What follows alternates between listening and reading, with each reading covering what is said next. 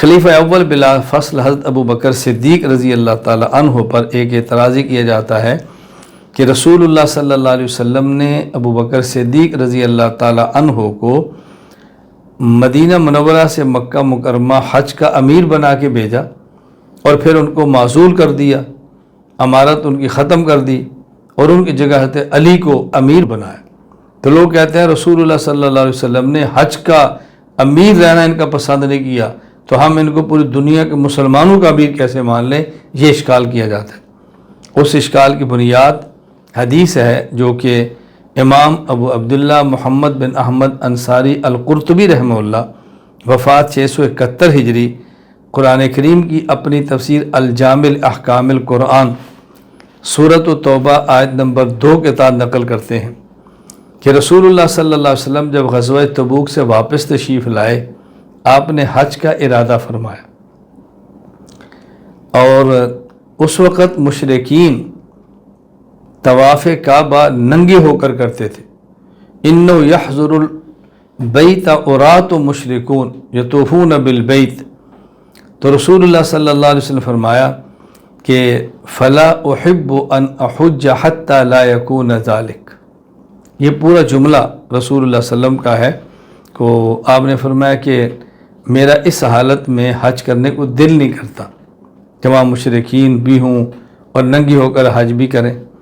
حضرت ابو بکر صدیق کو آپ نے بھیجا، فارسل ابا بکر امیرا علی الحج، امیر الحج بنایا، فبعث معہ ب40 آیۃ من صدر براءۃ لیقرأھا علی اہل الموسم، اور آپ نے فرمایا کہ سورۃ البراءۃ کی جو پہلی آیات ہیں یہ آپ ان کے سامنے پیش کر دو،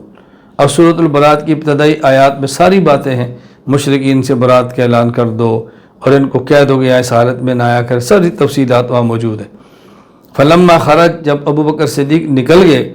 دعا النبی صلی اللہ علیہ وسلم علی، آپ نے علی کو بلایا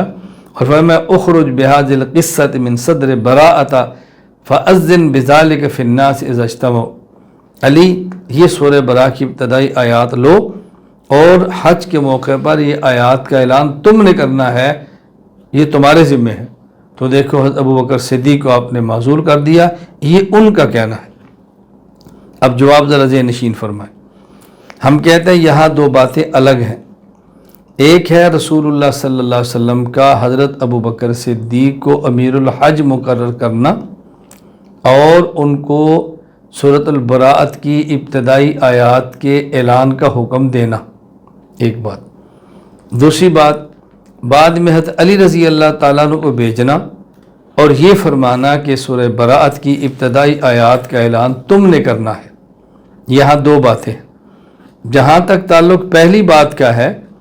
حضرت ابو بکر صدیق رضی اللہ تعالی عنہ کو امیر الحج آپ نے بنایا اور امیر الحج باقی رکھا ہے، آپ کو حج کی امارت سے معزول نہیں فرمایا۔ ہاں البتہ جو دوسرا حکم تھا کہ سورہ براءۃ کی ابتدائی آیات آپ نے بیان کرنی ہے،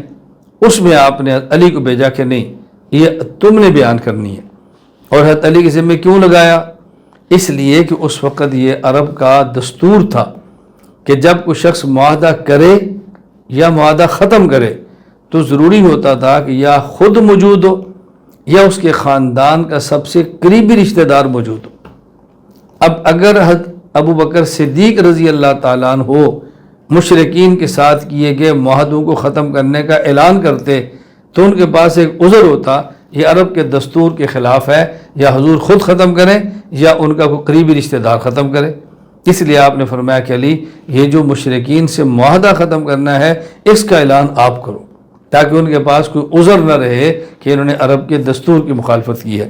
چنانچہ دونوں باتیں اچھی طرح ذہن نشین فرما لیں۔ جہاں تک تعلق پہلی اس بات کا ہے کہ حضرت ابو بکر صدیق رضی اللہ تعالیٰ عنہ کو آپ نے امیر الحج برقرار رکھا، علامہ شمس الدین ابو عبداللہ محمد بن احمد بن عثمان ذہبی رحمہ اللہ وفات 748 ہجری، المنتقى من منہاج الاعتدال الفصل الثالث فی امامت علی رضی اللہ عنہ فرماتے ہیں فمن المعلوم قطعا ان النبی صلی اللہ علیہ وسلم استعمل ابا بکر علی الحج عام 9، یہ بات بالیقین معلوم ہے کہ رسول اللہ صلی اللہ علیہ وسلم نے سن 9 ہجری کو ابو بکر صدیق امیر الحج بنا کر بھیجا، فکان ھذا من خصائصہ، اور یہ ابو بکر کی خصوصیت ہے، کما ان استخلاف علی الصلاۃ من خصائصہ،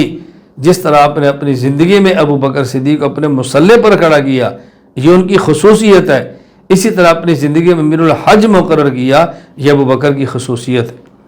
فکان علی من رعیتہ فی الحج المذکور، حضرت علی اس حج میں حضرت ابو بکر صدیق کے ماتحت تھے، ان کی عمارت میں ان کے ماتحت تھے۔ فإنہ لاحقہ، جب حضرت علی وہاں پہنچے، ابو بکر صدیق نے پوچھا امیر او مامور، تمہیں حضور نے امیر الحج بنا کر بھیجا ہے یا میرا مامور ہی رکھا ہے، مجھے امیر رکھا ہے؟ فرمایا بل مامور، میں تو آپ کا مامور ہوں۔ وکان علی یصلی خلف ابی بکر مع سائر المسلمین فی ھذا الحج، حضرت علی المرتضیٰ اس حج میں عام مسلمانوں کے ساتھ مل کر ابو بکر صدیق کی اقتداء میں نماز پڑھتے، بل خص بتبلیغ سورۃ براءہ، صرف سورۃ برات کی میں نے پہلے بتا دیا، اس کو اچھی طرح سے نشین فرما لیں۔ علامہ علی بن برہان الدین حلبی رحمہ اللہ تعالی، وفات 1041 ہجری، سیرت الحلبیہ باب سریت اسامہ ابن زید، کہتے ہیں لما لحق علی کرم اللہ وجہ ابا بکر قال له ابو بکر امیر او مامور، قال بل مامور، وہی بات، حضرت علی المرتضیٰ پہنچے تو ابو بکر صدیق نے پوچھا امیر یا مامور؟ حاجی مامور۔ کہتے ہیں وزعمت الرافضۃ انہ عزل ابا بکر عن امارۃ الحج بعلی، روافض یہ بات کہتے ہیں اہل تشیع کہ حضرت رسول اللہ صلی اللہ علیہ وسلم نے ابو بکر کو حج سے معزول کیا اور علی کو امیر بنایا۔ وعبارت بعض الرافضہ، اور کہتے ہیں بعض روافض کی عبارتیں یہ ہیں وَلَمَّا تَقَدَّمَ ابو بکر بصورت براءۃ رَدَّهُ بعد 3 ایام بوحی من اللہ تعالی، یہ روافض کی عبارتیں، کہتے ہیں جب ابو بکر صدیق رضی اللہ تعالی عنہ سورہ براءت کی آیات کو لے کر پہنچے، اللہ اکبر، کہتے ہیں ردہ بعد 3 دن کے بعد رسول اللہ صلی اللہ علیہ وسلم نے وحی کے ان کو معزول کر دیا۔ آگے جملہ روافض کا بہت سخت ہے، کہتے ہیں وَكَيْفَ يَرْضَى الْعَاقِلُ إِمَامَةَ مَنْ لَا يَرْتَضِيهِ النَّبِيُّ صلی اللہ علیہ وسلم بوحی من اللہ لِأَدَاءِ 10 آیات من براءہ، کہتے ہیں جس بندے کو 10 آیات صورت براءت سنانے کی رسول اللہ صلی اللہ علیہ وسلم نے اجازت اور امامت نہیں دی، ہم اس کی امامت پوری امت پہ کیسے مان لیں؟ یہ خلاصہ ہے۔ قال الامام ابن تیمیہ رحمہ اللہ، حافظ ابن تیمیہ اس موقع پر فرماتے ہیں، کہتے ہیں وَهَذَا أَبْيَنُ مِنَ الْكَذِبِ، یہ بہت بڑا واضح جھوٹ ہے، جسے ہم کہتے ہیں نا سفید جھوٹ ہے۔ فَإِنَّ مِنَ الْمَعْلُومِ الْمُتَوَاتِرِ، کہتے ہیں تواتر سے یہ بات ثابت ہے، أَنَّ أَبَا بَكْرٍ رضی اللہ عنہ لَمْ يُعْزَلْ، آپ کو حضور نے معزول نہیں کیا، وَأَنَّهُ حَجَّ بِالنَّاسِ، آپ نے خود حج لوگوں کو پڑھایا ہے، وَكَانَ عَلِيٌّ كَرَّمَ اللَّهُ وَجْهَهُ مِنْ جُمْلَةِ رَعِيَّتِهِ فِي تِلْكَ السَّفَرِ، حضرت علی آپ کی عمارت میں رہے، یصلی خلفہ سائر المسلمین، اور ان کے پیچھے نمازیں پڑھتے رہے، وَلَمْ يَرْجِعْ إِلَى الْمَدِينَةِ حَتَّى قَضَى الْحَجَّ فِي ذَلِكَ الْعَامِ، اور علی رضی اللہ حج کر کے پھر واپس آئے۔ ہاں البتہ یہ بات درست ہے کہ آپ نے حضرت علی فرمایا کہ مشرکین سے برات کا اعلان کرنے کے لیے سورۃ البراءت کی ابتدائی آیات تم پڑھنا، یہ آپ نے کیوں فرمایا؟ میں نے اس کی وجہ بتا دی ہے۔ امام فخر الدین ابو عبداللہ محمد بن عمر بن حسین الرازی رحمہ اللہ، وفات 606 ہجری، مفاتیح الغیب تفسیر کبیر میں سورۃ التوبہ کی ان ابتدائی آیات کے تحت لکھتے ہیں، کہتے ہیں السبب فی ان عادت العرب اللہ یتولی تقریر العہد ونقضہ الا رجل من الاقارب، عرب کا دستور یہ تھا کہ معاہدہ کرنا یا توڑنا یہ قریبی رشتہ دار کی طرف سے ہوتا تھا۔ فلو تولوا ابا بکر لجاز یقولوا ھذا خلاف ما نعرف فینا من نقض العہود، ابو بکر صدیق رضی اللہ عنہ اعلان کرتے تو ممکن ہے کہ وہ یہ بات کہتے ہیں ہمارے عرف کے خلاف ہے، ہماری عادت کے خلاف ہے، ہمارے دستور کے خلاف ہے۔ فربما لم يقبلوا فأزیحت علتهم بتولیت ذلك علیا، ہو سکتا ہے انکار کرتے تو ان کے اس عذر کو ختم کرنے کے لیے رسول اللہ صلی اللہ علیہ وسلم نے حضرت علی المرتضیٰ کو فرمایا کہ یہ اعلان تم کرنا۔